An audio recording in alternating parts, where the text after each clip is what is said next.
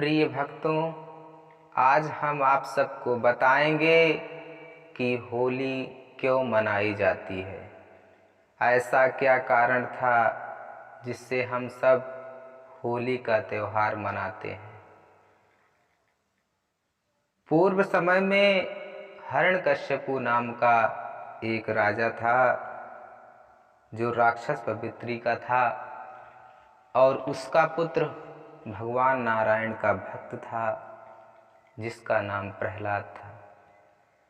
और हिरण्यकश्यपु भगवान नारायण के से दुश्मनी रखता था, उनको मानता नहीं था और उनका पुत्र नारायण का भक्त था।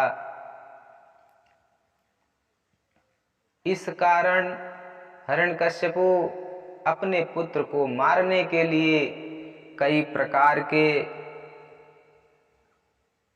कार्यक्रमों को आयोजित किया, जैसे सर्प से कटवाया, हाथी के पांव तले दबवाया गया, ऊंचे ऊंचे पहाड़ों से भक्त प्रहलाद को गिराया गया, जिससे कि भक्त प्रहलाद को मार दिया जा सके। कई प्रकार के प्रयत्न किए परंतु हिरण्यकश्यपु सफल न हो सका। उसके बाद जब भी भक्त प्रहलाद पर संकट आए तो ओम नमो भगवते वासुदेवाय नाम का मंत्र का जाप करते हुए उन समस्याओं को झेलते हुए भक्त प्रहलाद आगे बढ़ते हुए चले गए।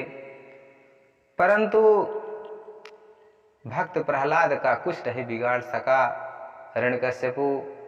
अंत समय हिरण्यकश्यपु की एक बहन थी जिनका नाम होलिका था। होलिका ने कहा,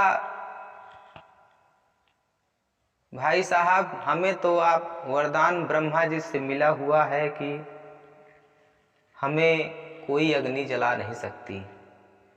इस बात को सुनते ही हिरण्यकश्यपु बहुत प्रसन्न हुआ। तुरंत लकड़ी की चिता बनाई। चिता बनाने के उपरांत होलिका ने भक्त प्रहलाद को लेकर के उस चिता पर बैठ गई, परंतु भक्त प्रहलाद डरे हुए से नहीं लग रहे थे उन पर, क्योंकि नारायण की विशेष कृपा थी। तदनुपरांत अग्नि जलकर राख हो गई, होलिका भी जल गई। उसके बाद भक्त प्रहलाद को कुछ नहीं हुआ, अग्नि नहीं जला पाई, क्योंकि उनकी सहायता भगवान श्री नारायण कर रहे थे। उसके बाद जो मित्र थे प्रहलाद के, उन सभी ने देखा कि हमारे मित्र को कुछ नहीं हुआ, तो वो मिल करके खुशियां मनाने लगे। अगली सुबह हुई तो उसी राख को, ठंडी थी, उसी राख को लेकर के एक दूसरे पर लगाने लगे, छिड़कने लगे। और